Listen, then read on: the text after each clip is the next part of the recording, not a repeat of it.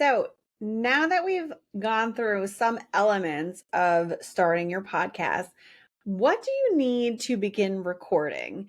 Um, I remember looking through Amazon and I was searching podcast kits and podcast startup kits.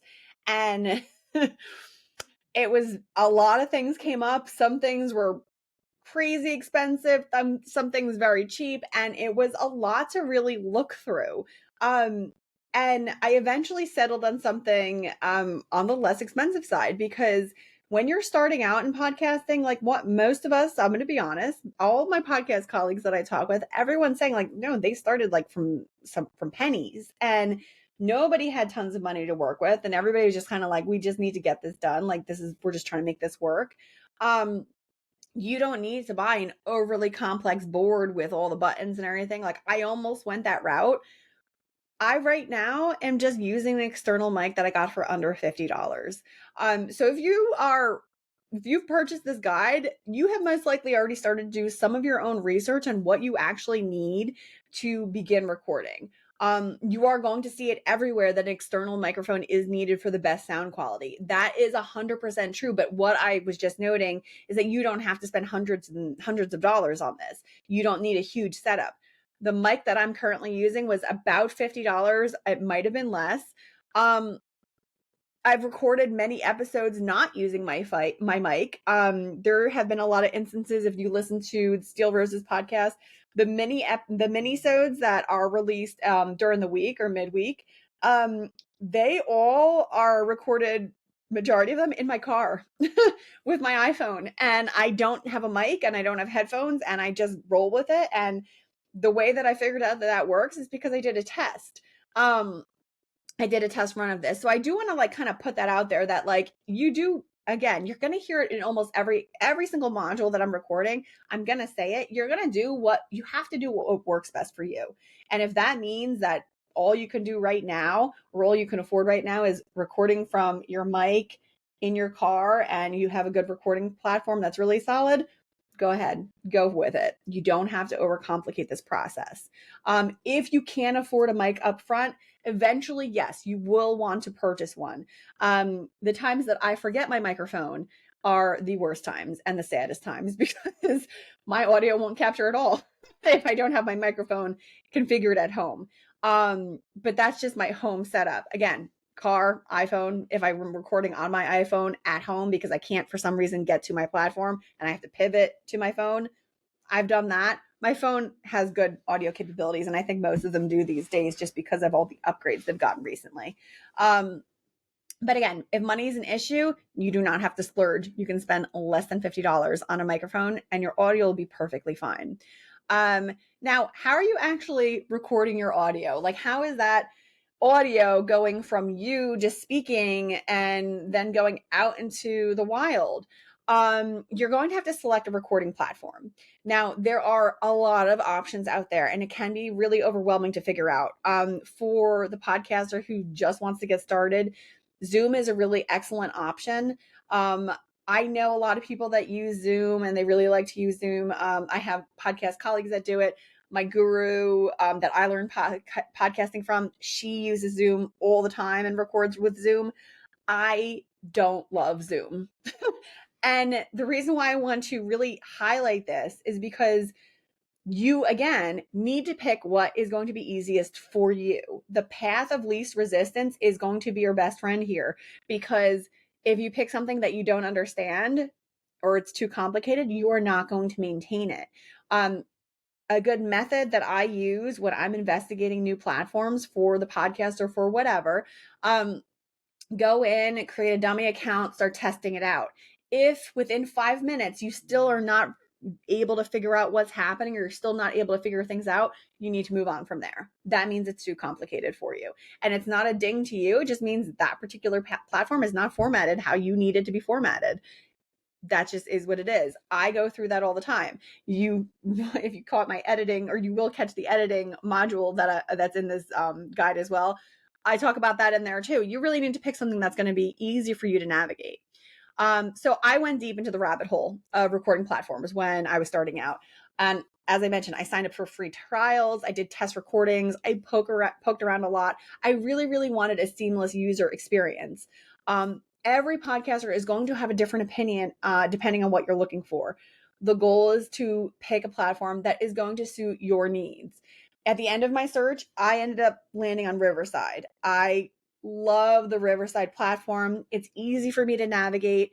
Their customer service is online 24/7, and they offer extras. They do transcription services for you. They do show notes. They generate mini clips. They generate content for you to post for social media. I mean, it really has been really wonderful to work with them. The biggest key component for Riverside that I love is the customer service, because again, you will make mistakes when you're a podcaster. Stuff happens.